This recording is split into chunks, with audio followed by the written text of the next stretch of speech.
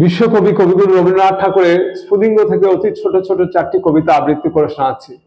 কবিতাগুলি স্ফুলিঙ্গের 19 থেকে 22 নম্বর কবিতা। প্রথমে 19 নম্বর কবিতা।